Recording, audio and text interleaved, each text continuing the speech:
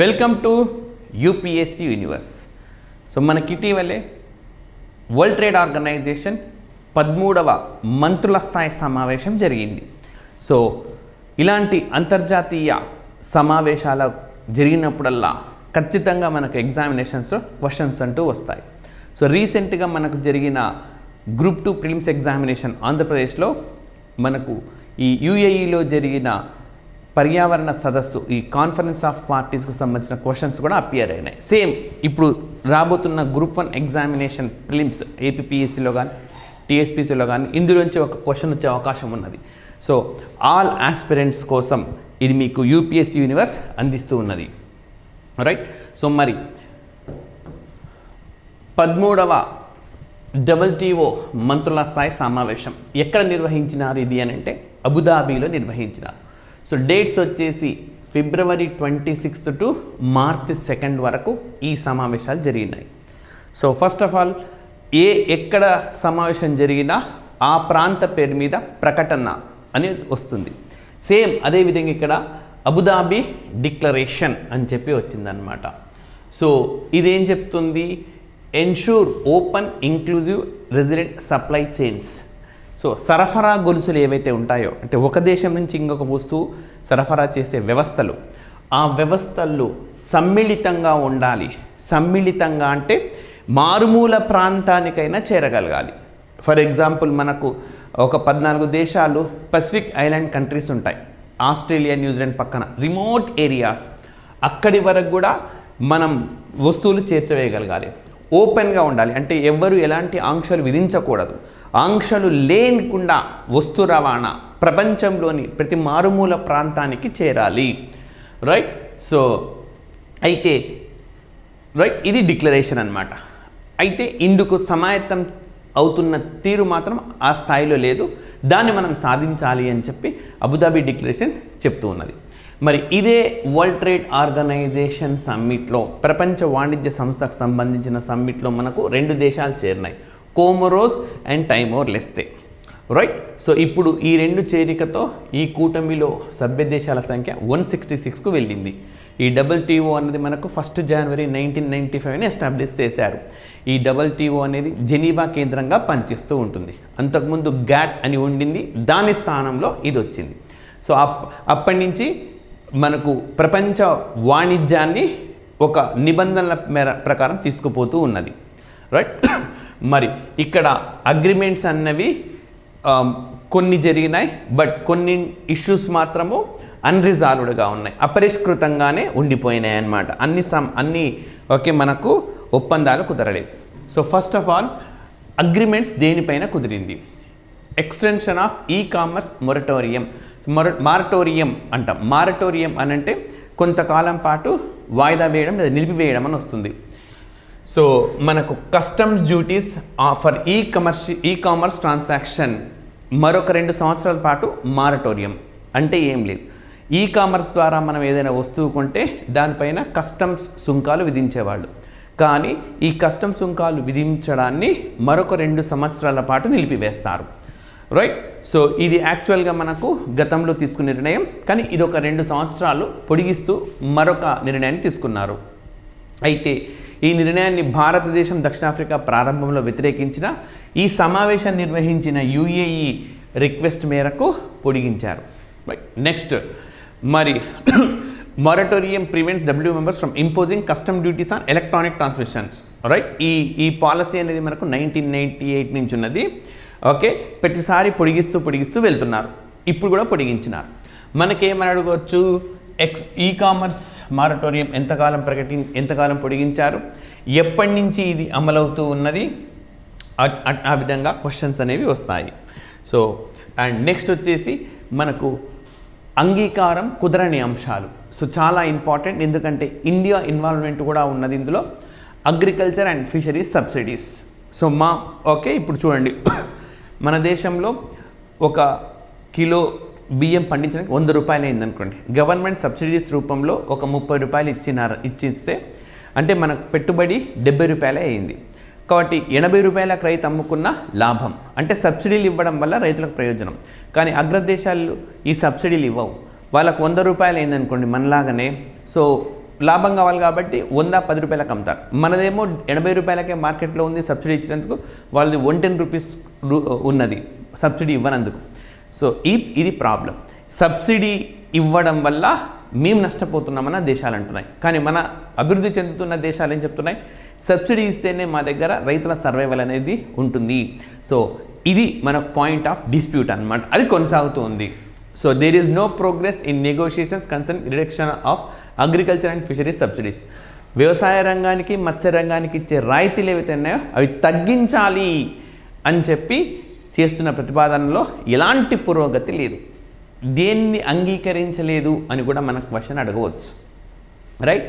So deadlock contends members. Deadlock అని అంటే అనిశ్చితి అనేది కొనసాగుతూ ఉన్నది. ఇండియాతో పాటు G33 ఇవి అన్నీ కూడా ఇవి లైక్ వ్యతిరేకించినాయి. So public stock holding, food security, ఇవన్నీ అగ్రికల్చర్ ట్రేడ్ రిఫార్మ్స్, రైట్, వీటన్నిటిపైన ఆంక్షలు విధిస్తే అంగీకరించేది లేదు అని చెప్పి కుండబద్దలు కొట్టినట్టుగా ఇవి తెలియజేసినాయి అన్నమాట, రైట్? సో ఫిషరీస్ సబ్సిడీస్ కూడా, రైట్? ఫర్ ఎగ్జాంపుల్ ఇప్పుడు ఆంధ్రప్రదేశ్లో భారీ ఎత్తున డీజిల్కు సబ్సిడీ లభిస్తుంది. మరి అంటే ఆంధ్రప్రదేశ్లో అక్కడ మత్స్య కార్మికుడు పెడుతున్న పెట్టుబడి తక్కువైపోతుంది ఇతర రాష్ట్రాల వారికంటే. సో వాళ్ళు ఇంకా తక్కువకు అమ్మవచ్చు, అప్పుడు వాళ్ళకు మార్కెట్ విస్తరిస్తుంది. సేమ్ ఈ ఒక రాష్ట్రానికి అప్లై చేసి ఒక దేశానికి అప్లై చేస్తే మనకు అర్థమవుతుంది. అండ్ ఫిషరీస్ సబ్సిడీస్ స్పెసిఫిక్స్ చూస్తే గాన ఇండియా ఏం చెప్తుంది, allowing developing countries to extend subsidy within exclusive economic zones or up to 200 nautical miles. So India ఏమంటుంది అని అంటే సబ్సిడీ ఇవ్వండి అప్ టు 200 నాటికల్ మైల్స్ వరకు. ఇదే మనకు అడగబోయే క్వశ్చన్. భారతదేశం మత్స్య రంగానికి సబ్సిడీలు ఇవ్వమంటుంది. ఎంత మేర వరకు సబ్సిడీలు అంటే 200 నాటికల్ మైల్స్ వరకే సబ్సిడీలు. ఏంటి మీనింగ్? సపోజ్ డీజిల్ ఇస్తుంది అనుకుందాం గవర్నమెంట్, ఇక్కడి నుంచి ఇక్కడ దాకా ప్రయాణిస్తేనే డీజిల్ ఇస్తుంది. బియాండ్ దిస్ ఏరియా వెళ్తే వాళ్ళకు సబ్సిడీ రాదు. సో ఈ విధంగా 200 నాటికల్ మైల్స్, ఏ దేశానికైనా ఆ తీరం నుంచి 200 నాటికల్ మైల్స్ లోపల ఏ పేరుతో పిలుస్తూ ఉన్నాం మనము, రైట్? ఎక్స్క్లూజివ్ ఎకానమిక్ జోన్ అంటున్నాం. ఇది మార్చిస్తారు. 12 నాటికల్ మైల్స్ వరకే ఇండియా ప్రతిపాదించింది. 12 నాటికల్ మైల్స్ వరకు ఏమంటాం మనం? టెరిటోరియల్ వాటర్ అంటాం, ప్రాదేశిక జలాలు అంటాం, రైట్? సో అండ్ రైట్, ఇంకా ఇండియా ఏం చెప్తుంది, wealthy nations seize subsidies, right? So యాక్చువల్గా ఏంటంటే మనకు కొన్ని దేశాలు 200 నాటికల్ మైల్స్ తర్వాత కూడా రాయితీలు ఇస్తున్నాయి. మీరు అక్కడ చేపలు పట్టుకోవడానికి కానీ అండ్ రిలేటెడ్ ఇష్యూస్ కానీ 200 నాటికల్ మైల్స్ తర్వాత కూడా సబ్సిడీస్ ఇస్తున్నాయి. భారతదేశం అపోజ్ చేస్తుంది. 200 నాటికల్ మైల్స్ వరకు మాత్రమే ఇవ్వండి, ఆ తర్వాత అంతా హైసీస్ ట్రీటీ, అది హైసీస్ ప్రాంతం, అది హైసీస్ ప్రాంతంలో ఇవ్వకండి అని చెప్తుంది. సో ఈ నిబంధనను 20 సంవత్సరాల పాటు మనం తీసుకొని వద్దాము అని చెప్తే దీనిపైన ఎలాంటి కన్సెన్సస్ పరస్పర అవగాహన కుదరలేదు, right? And next IFD plan China ప్రతిపాదించింది. ఇన్వెస్ట్మెంట్ ఫెసిలిటేషన్ ఫర్ డెవలప్మెంట్ అంటే అభివృద్ధి కోసము ఒక పెట్టుబడికి ప్రోత్సహించే వ్యవస్థ. అంటే చైనా వాడు వచ్చి మన దగ్గర పెట్టుబడి పెడతాడు, దాన్ని మనం ప్రోత్సహించేలా వ్యవస్థ ఉండాలని ప్రతిపాదన. భారత్ తీవ్రంగా వ్యతిరేకించింది. ఇది ఇప్పటిది కాదు, చాలా కాలంగా దాదాపుగా ప్రతి మినిస్ట్రల్ కాన్ఫరెన్స్లో వస్తుంది. భారత్ ఎప్పటికప్పుడు వ్యతిరేకిస్తుంది. This conference saw continued debate over this plan while India remaining opposed due to concerns over sovereignty and integrity of the global trade system. So ఎందుకనంటే ఇది ఒక సార్వభౌమంతో కూడుకున్న అంశము. సో ఎక్కడ పెట్టుబడి పెట్టినా కూడా అనుమతించాలి అని చెప్పే ప్రొవిజన్స్ ఉన్నాయి. భారత్ అంటే మన దేశంలో పెట్టుబడి పెడుతున్నప్పుడు మన సార్వభౌమాధికారాన్ని ప్రశ్నించేలా ఉండకూడదు, అందుకని ఇండియా దీన్ని కూడా డిఫరెన్స్ చేసింది. ఇది చైనా చేసిన ప్రతిపాదన. అండ్ ఐఫేజ్ a trade agreement proposed by World Trade Organization and right, ఇది తర్వాత కాలంలో చైనా పెద్ద ఎత్తున ముందుకు తీసుకెళ్ళింది. సో WTO చేసిన ఈ అంశాన్ని. మరి ఇది ఏంటి అంటే to create legally binding provisions by facilitating investment force if request states to agreement regulatory transparency predictability of investment measures. So create legally binding provisions అంటే మన దేశం చట్టం చేయాలి, వాళ్ళు వచ్చి మేము పెట్టుబడి పెట్టుకుంటామనంటే ఆ ఫెసిలిటేషన్ కల్పిస్తూ మనం చట్టం చేయాలి, చట్టబద్ధంగా వాళ్లకు హక్కులు ఇవ్వాల్సి వస్తుంది. సో ఆ ప్రతిపాదనను WTO చేసిన ప్రతిపాదన చైనా ముందుకు తీసుకెళ్తుంది, భారత్ వ్యతిరేకిస్తూ ఉంది ఎప్పటికప్పుడు. This conference reaffirmed the commitment to a fully functional dispute settlement system by 2024. ఇది చాలా ఇంపార్టెంట్. సో 2024 నాటికి ఎలాంటి డిస్ప్యూట్ అయినా కూడా సెటిల్ చేసుకునేలా ఒక వ్యవస్థను తీసుకురావాలని ఒక అభిప్రాయం అయితే కుదిరింది, రైట్. సో చాలా important. And the improvement in the use of special and differential treatment provisions for developing developed countries. So అభివృద్ధి చెందుతూ ఉన్న అల్ప ఆదాయ దేశాలు, సో ఇంకా మామూలు అభివృద్ధి చెందిన దేశాలు, రైట్, ఈ దేశాలకు సంబంధించి ప్రత్యేకమైన విధానాలను ప్రోత్సహించాలి. ఓకే, మీకు ఎగ్జాంపుల్ చెప్తాను. ఫర్ ఎగ్జాంపుల్, అమెరికా నుంచి మనకు ఏదైనా వస్తువు వస్తుంది, శ్రీలంక నుంచి ఒక వస్తువు వస్తుంది. సో శ్రీలంక ఒకే వస్తువు అనుకోండి, అమెరికా అనేది అగ్రదేశం, ఆదాయం పరంగా బాగా సంపన్న దేశంగా చెప్తున్నాం కాబట్టి అమెరికా దేశం నుంచి వచ్చే వస్తువులపైన ఎలాంటి ఆంక్షలు పెట్టకుండా శ్రీలంక నుంచి వచ్చే వస్తువులపైన రాయితీ ఇవ్వచ్చు.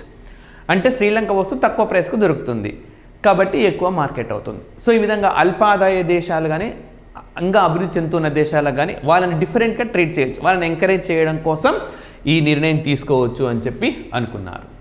మరి ఇందులో భారతదేశానికి ప్రత్యేకించి ఏమున్నది అని అంటే, మన భారతదేశంలో బాగా సబ్సిడీ ఇస్తున్నాం రైతులకు అన్నది ప్రపంచ దేశాలు చేస్తున్న ఆరోపణ, రైట్. సో అయితే భారతదేశం ఉంటుంది పేద రైతులు, భారతదేశంలో పేద రైతులు ఉన్నారు కాబట్టి ఇవ్వక తప్పదు అని చెప్పి భారత్ చేస్తున్న ప్రతిపాదన. ఓకే, సో దీనివల్ల ఇతర దేశాల్లో ఫుడ్ సెక్యూరిటీ ఇబ్బందికరంగా మారింది అని చెప్పి, రైట్. ఎందుకంటే Bharat first of all stock చేస్తూ ఉన్నది, ఆహార ధాన్యాలు కొని నిల్వ ఉంచుకుంటుంది. దీని బదులు ఎక్స్పోర్ట్ చేయడం వల్ల వేరే దేశాలకు కూడా ఆహారం దొరుకుతుందని భారతదేశం ఏమని చెప్తుంది, మా అవసరాలకు సరిపడా మేము స్టాక్ హోల్డింగ్ చేసుకుంటున్నాము, అది కూడా ఒకటి చెప్తా ఉన్నది. And next nearly all domestic support measures are considered to distort such trade. అంటే ప్రతి దేశం ఇట్లా మేము ఎవరికి అమ్మం మా దగ్గరనే పెట్టేసుకుంటాం, మా ప్రజలకి ఇచ్చుకుంటాం అనుకుంటే ఇది ప్రపంచ స్థాయి వాణిజ్యాన్ని పూర్తిగా ఇబ్బంది కలిగిస్తుంది. కాబట్టి మినిమం ఇంత స్టోర్ చేసుకొని మిగతాదంతా ఎక్స్పోర్ట్ చేయాలి అన్న నిబంధనలతో పాటు రాయితీలు, భారతదేశంలో అధికంగా రాయితీలు ఇస్తున్నారు, పెట్టుబడి సాయం ఉంటుంది మళ్ళీ రాయితీలు ఉంటున్నాయి అన్నది ప్రపంచ దేశాల ఆరోపణ. మనకేమని అడుగుతాడు, వ్యవసాయ రంగానికి సంబంధించి భారత్ ఇబ్బందులను ఏమని ప్రస్తావించినారు అని అడుగుతాడు. Next under the provision of the WTO's agreement on agriculture, the aggregate value of the product specific support should not exceed 5%, right? మరి ఏదైనా ఒక వస్తువు పైన మనం రాయితీ ఇస్తే అది 5% మించరాదు. అంటే ఒక వస్తువు తయారు అయి 100 రూపాయలకు తయారైందంటే 5 రూపాయలు ఇవ్వచ్చు పెట్టుబడి సాయంగా, అంటే 95 రూపాయలకే తయారైంది అని అర్థం. ప్రభుత్వం 5 రూపాయలు ఇవ్వచ్చు, అంతకు మించరాదు అని చెప్తుంది. భారత్ దీన్ని వ్యతిరేకిస్తుంది. భారీ సబ్సిడీలు ఉన్నాయన్నమాట భారతదేశం, అయినా ఇంకా సబ్సిడీలు అవసరం అవుతూ ఉన్నది మన దేశానికి. And in case of developing countries such as India the de minimis ceiling is 10%, right. Bharat లాంటి దేశాల్లో సుమారుగా ఇది 10% మించి ఉన్నది. 5% లిమిట్ ఉంది, కానీ భారత్ లాంటి దేశాల్లో 10% మించి ఉన్నది. ఇలా ఉండరాదు అని చెప్పి భారత్కు సంబంధించిన అంశాలను ప్రస్తావించినారు. అండ్ భారత్ దీన్ని వ్యతిరేకించింది. అండ్ ఆన్ అన్ యావరేజ్ భారతదేశంలో సబ్సిడీలు 13.8% ఉన్నాయన్నారు. సో ఇట్లా అర్థం చేసుకోండి, 100 రూపీస్ తయారు చేయడానికి అవసరమైతే 5 రూపీస్ మాత్రమే ఇవ్వాలి, కానీ భారతదేశం 13.7 రూపీస్కి ఇస్తూ ఉన్నది. అంటే భారతదేశంలో సుమారు 13 అనుకోండి, 87 రూపీస్ పెట్టుబడి. అమెరికాలో వేరే దేశం 95 రూపాయలు. ఇప్పుడు మనకు 95 రూపాయలకు అమ్మినా లాభమే, కానీ వీడు 95 రూపాయలకు అమ్మితే లాభం లేదు, నష్టం లేదు. 105కే అమ్మాల్సి వస్తుంది కనీసంగా. అప్పుడు ఈ రెండింటిలో మనది తక్కువకు వస్తుంది కాబట్టి మనది కొంటారు, వాడి ప్రయోజనాలు దెబ్బతింటాయి. అందుకే వ్యవసాయ రంగానికి ఇవ్వకు అని అంటాడు. కానీ మన దేశం ఏమంటుంది, పేద దేశం కాబట్టి మేము ఇస్తాము అని అంటుంది. So 13th Ministerial Conference saw this has agreed other exports such as Thailand as they're finding it difficult to compete with Indian rice. So Thailand లాంటి దేశాలు కూడా వాళ్ళు సబ్సిడీలు తక్కువ ఇస్తున్నారు కాబట్టి మనతో పోటీ పడలేకపోతున్నారు. సో అందుకే ప్రపంచ మార్కెట్లో భారత్ గుప్పిట్లో ఉంది అన్నది ఆరోపణ. అయితే భారత్ ఏమంటుంది, మా దేశంలో ఆల్రెడీ పేద రైతులు కాబట్టి వాళ్ళకి మేము ఈ సబ్సిడీలు అనేవి ఇవ్వక తప్పదు అని ఎప్పటికప్పుడు తెలియజేస్తాం. సో ఇవి 13వ WTO మంత్రుల స్థాయి సమావేశానికి సంబంధించిన ముఖ్యమైన అంశాలు. మరొక అంశంతో నెక్స్ట్ సెషన్లో కలుద్దాం. Thank you very much.